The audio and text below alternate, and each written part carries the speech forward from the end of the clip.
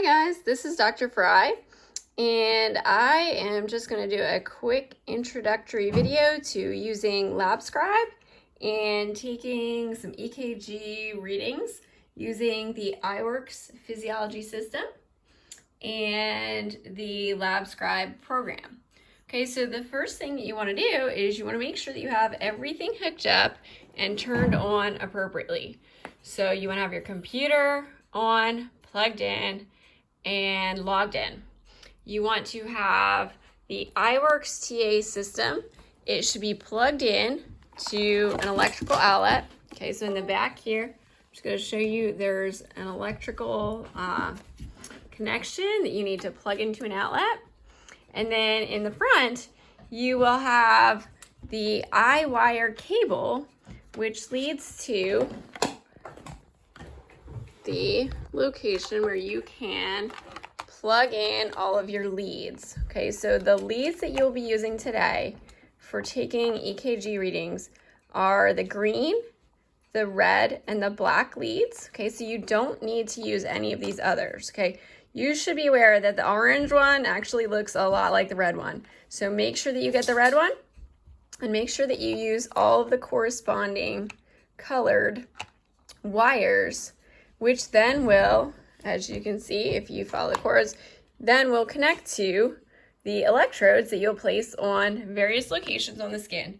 So you can see that I have hooked myself up. I have the red lead connected to my left wrist. You can also use the left clavicle. I have the black lead connected to my right wrist. You can also use the right clavicle. And the green is connected to my abdomen. You can also use the right ankle. Okay, so you want to connect that portion to the TA system. You have already plugged that in.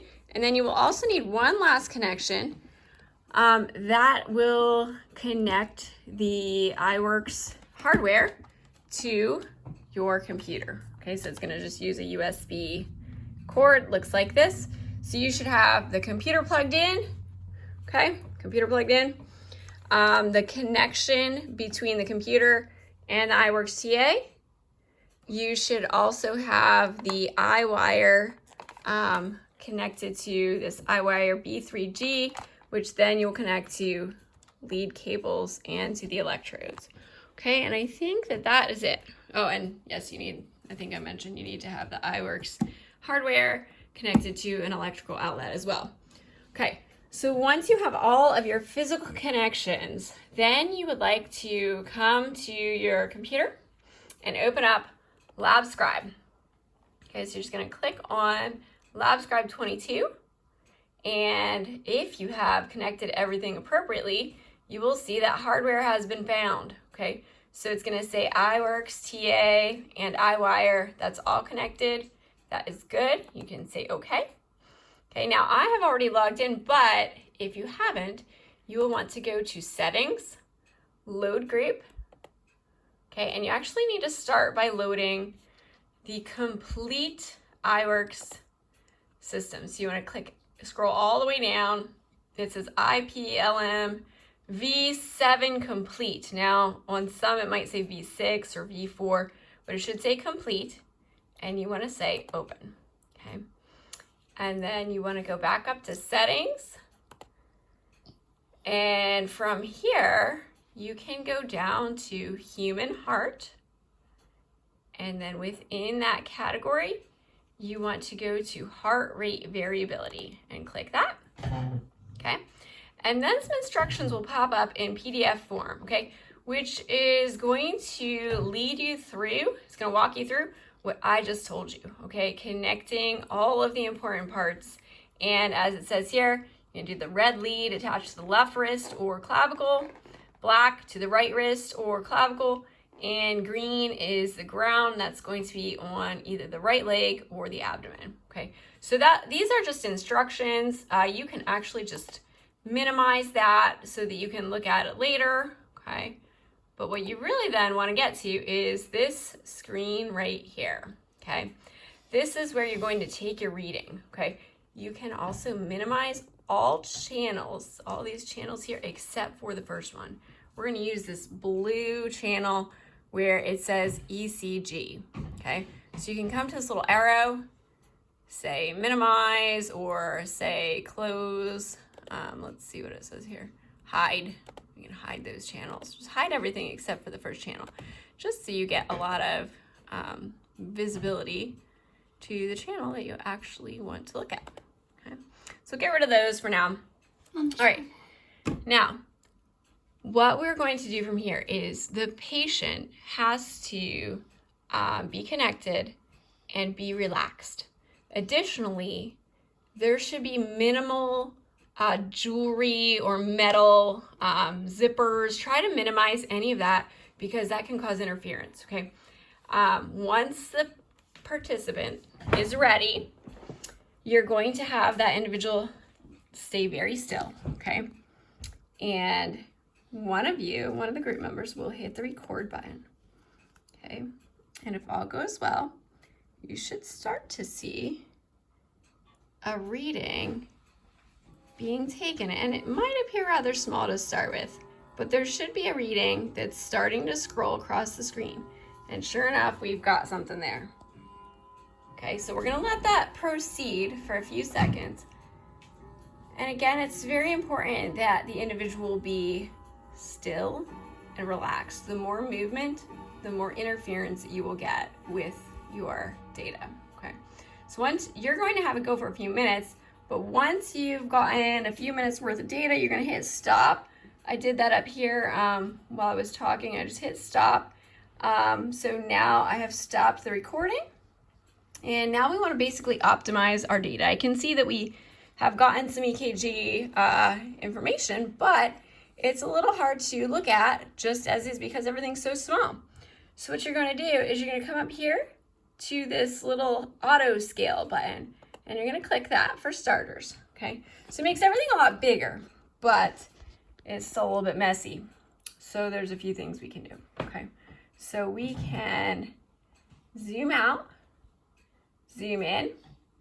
We can use these buttons up here, half display time, zoom between cursors, double display time, okay?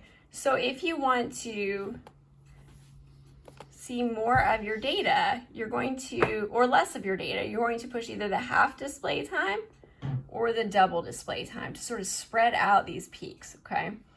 And then you can also zoom between your cursors. These red lines here, this one and this one, are your cursors. So if you want to see more of what's in between those cursors, you can say zoom between cursors. And then you want to try to scroll through. So you're going to come down here to the bar down here, scroll through the reading to get a neat, rather non-messy section. Now I was recording at the same time, so mine might be a little messier than yours. Hopefully yours looks a little cleaner. But from what we have here, I'm going to actually zoom between cursors one more time, is at least one cardiac cycle that we can use several of these cardiac cycles, okay? So what we're looking at here is each of these really drastic peaks. This is going to be the R deflection at the very top. The QRS complex is everything right here, okay? And then from one peak to the next peak is a complete cardiac cycle because that is R to R, okay? And so one of the first things that you're gonna do is you're gonna move your cursor, see if I can get it, to two adjacent R deflections, like so, okay? And you're going to analyze the time that it took for that particular cardiac cycle, okay? So from one peak to the next, right? And the way that you're gonna do that is you're gonna come up here and you're gonna go to this magnifying glass. It says analysis, okay? So we're gonna go to analysis, click that, say add function, and we're gonna go to general. We're gonna add time one. Time one is going to be the time at which that first cursor is located in your reading, okay? And then you're gonna add function again, general, time two, okay? And one last one, general, T2 minus T1. So now you have the time at the second cursor minus the time at the first cursor, okay? And for this particular cardiac cycle, that was 0.610 seconds.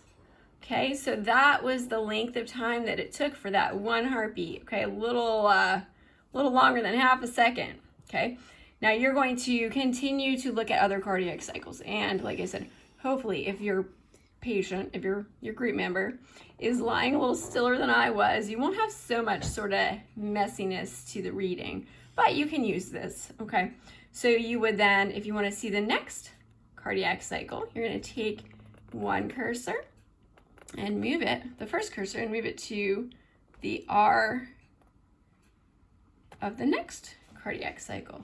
Okay, and then you're going to come here and look at that length. Okay, so that was 0.595 seconds. All right, and so that's basically the gist. Okay, you can use those buttons that I have walked you through using to clean up your reading and to do some simple analysis of EKG. All right, hope this video was helpful, and I will be available in class to walk you through if you need additional help. Thank you for watching.